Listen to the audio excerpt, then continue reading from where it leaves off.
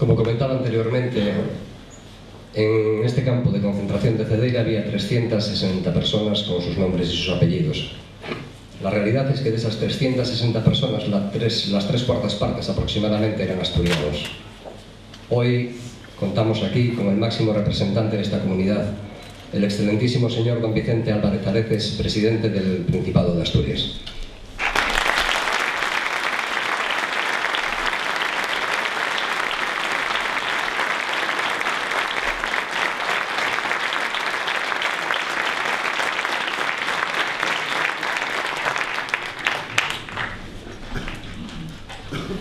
Muy buenos días, queridos amigos y amigas de Cedeira, de Asturias, de Ferrol, autoridades que están aquí acompañándonos en este acto para simbolizar que los demócratas en este país reconocemos también lo que ha sido el sufrimiento, lo que es la dignidad y el honor de muchas personas. Venimos aquí precisamente sin rencor, pero también con memoria, a rescatarlos del olvido, a ponerles un nombre y a poner ese gran monolito de 1.300 millones de años que simboliza que la historia continúa, pero continuará con sus nombres y con su dignidad.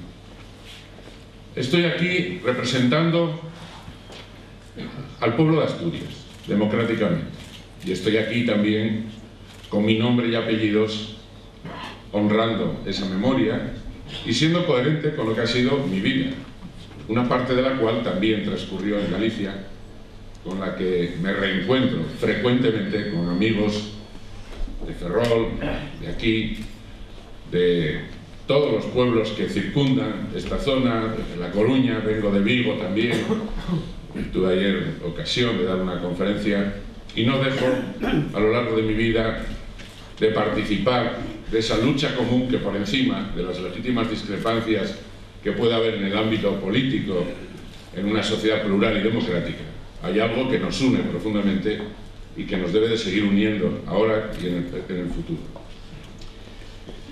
Tengo que comenzar, por tanto, agradeciendo a todos los que estáis aquí, tanto el alcalde, el presidente de la Diputación, los presidentes de las asociaciones que han impulsado este acto, a los que felicito efusivamente y les insto a seguir trabajando en esta dirección, la Asociación de Memoria Histórica, la Asociación Foucault-Bouchan, también a diputados y representantes de la corporación, a todos los que hoy estáis aquí y particularmente a mis paisanos que desde Asturias han venido a participar en este acto con el que se sienten vinculados, puesto que una parte muy importante de los que han venido han tenido familiares en este o en otros campos de concentración que ha habido aquí en Galicia.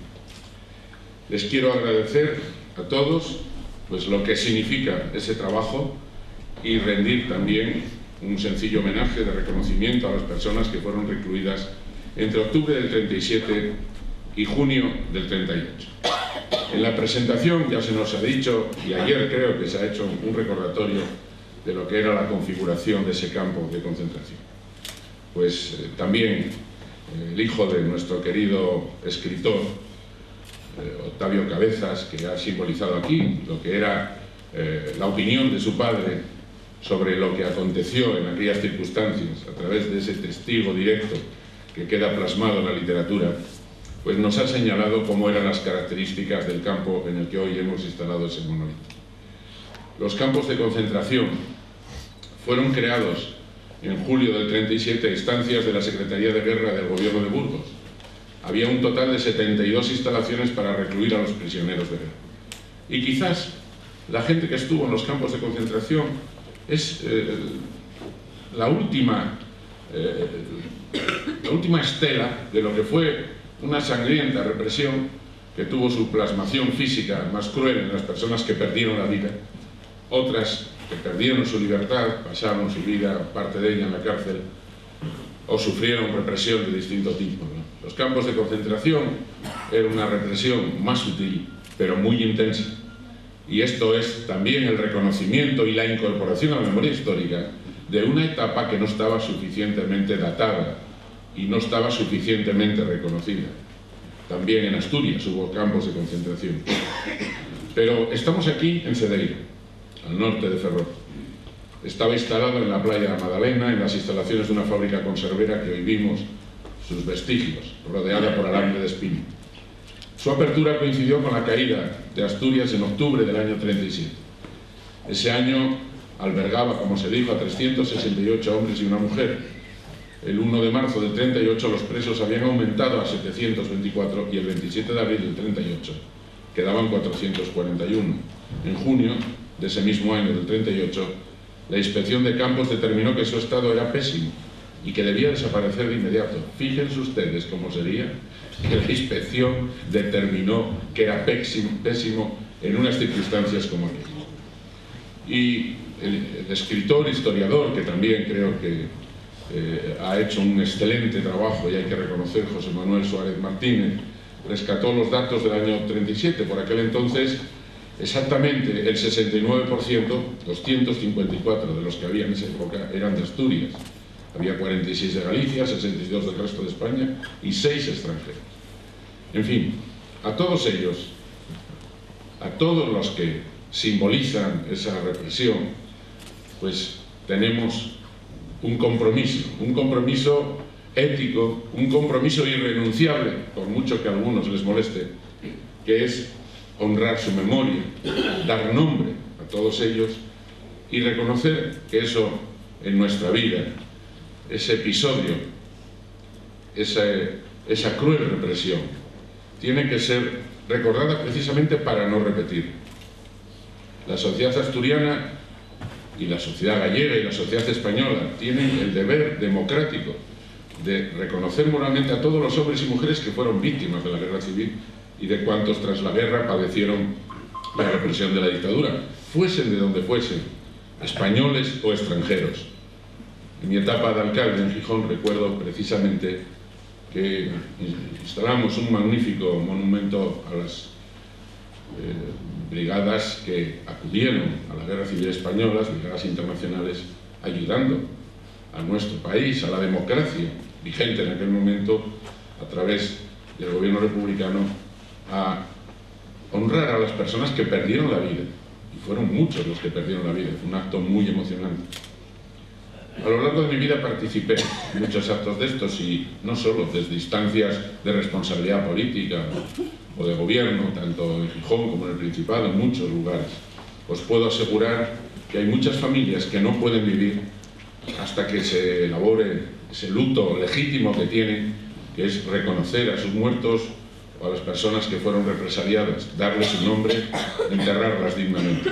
Ha habido muchos actos, algunos de ellos impresionantes, que os podría recordar y que aquí en Galicia también tuvieron lugar. Yo viví en Galicia 6 años, desde el año 66 hasta el 72, y dentro de esa etapa viví también en Puentedeume, por lo que puedo manifestar sin duda, y aquí tenemos muchos amigos, que también la durísima represión afectó a esta comarca, no solo en la época inmediatamente posterior al levantamiento, sino también durante la dictadura, donde personas como Daniel, como Amador, dieron su vida por la reivindicación de derechos sindicales, por tratar de impugnar un convenio colectivo que no querían justo, o luchar simplemente por derechos que hoy están reconocidos en cualquier lugar del mundo. A ellos, a los que nos ayudaron también a defender los legítimos derechos ante los tribunales franquistas, como los abogados laboralistas, a los que se les rindió un homenaje recientemente, personas como Rafa Várez, como Manolo López, como muchos otros, también les hay que reivindicar, o también a Marcelino Camacho, como un representante de trabajadores que vivieron y murieron con dignidad y que dieron una gran parte de su vida privados de libertad o con una represión tremenda, lo que fue sin duda un sacrificio y unos valores éticos que tenemos que reivindicar desde la democracia. Las sociedades democráticas se reconstruyen y se construyen sobre la historia de muchos sacrificios personales que quedan incorporados a la historia colectiva, a eso que llamamos memoria histórica. Y la memoria histórica no es vivir con rencor, es vivir con dignidad, y las heridas de esa guerra incivil se cierran cuando se honra a las personas que fueron privadas de libertad o de la vida. Y en ese momento se cierra ese duelo. Pero si no, no se cierra. Y lo dicen personas, y os lo dice una persona que ha luchado toda su vida por la reconciliación nacional. Porque cuando en la dictadura luchábamos por la libertad, lo hacíamos desde un deseo de que este país fuese distinto en el futuro, y felizmente llegó en el año 1977. Y defendiendo políticas de reconciliación nacional que siguen reivindicándose hoy y que no significan en modo alguno abrir heridas, sino cerrarlas, pero cerrarlas bien. Es la base más firme sobre la que los pueblos asientan un futuro de convivencia en paz y en libertad. El reconocimiento común de que la convivencia pacífica y democrática se construye gracias al coraje precisamente de esas personas que fueron víctimas por luchar por las libertades y los derechos fundamentales, laborales, sindicales y políticos que todos disfrutamos. El esfuerzo de todos ellos culminó en la Constitución del año 1978, como instrumento de concordia y convivencia para el futuro, que nos ha llevado a disfrutar del periodo democrático más estable de la historia de nuestro país.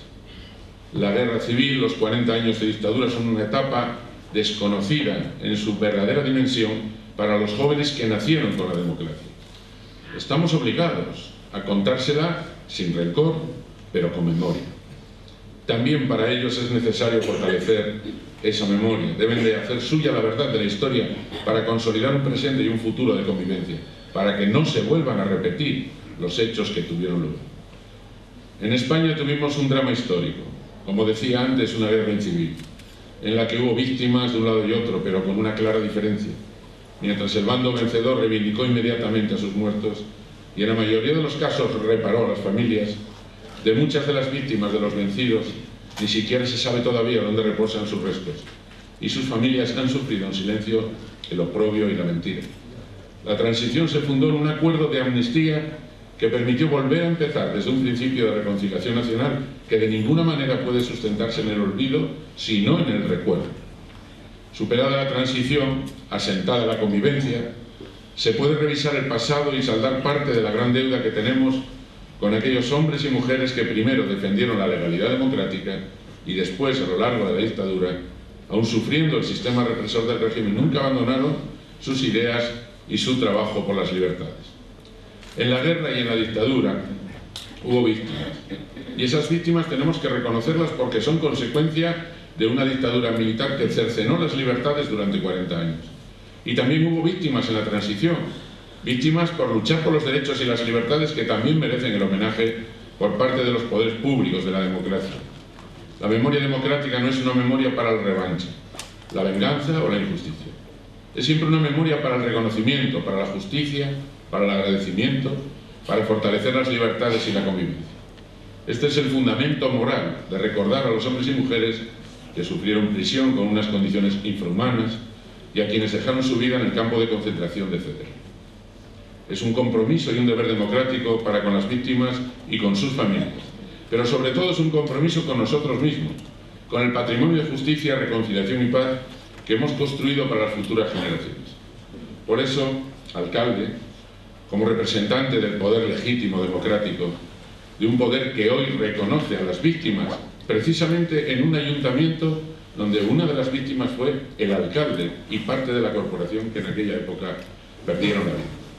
Bueno, pues aquí venimos a simbolizarlo desde Asturias, agradeciendo, como decía Octavio Cabezas, a aquellas mujeres enlutadas que tuvieron la sensibilidad de acoger a aquellos asturianos y asturianas que venían en unas condiciones lamentables y lo poco que ellas tenían se lo ofrecieron. Es legítimo que hoy en Cedar recordemos eso, lo honremos para siempre y quede en esa lápida que durará millones de años, sin duda. Muchas gracias.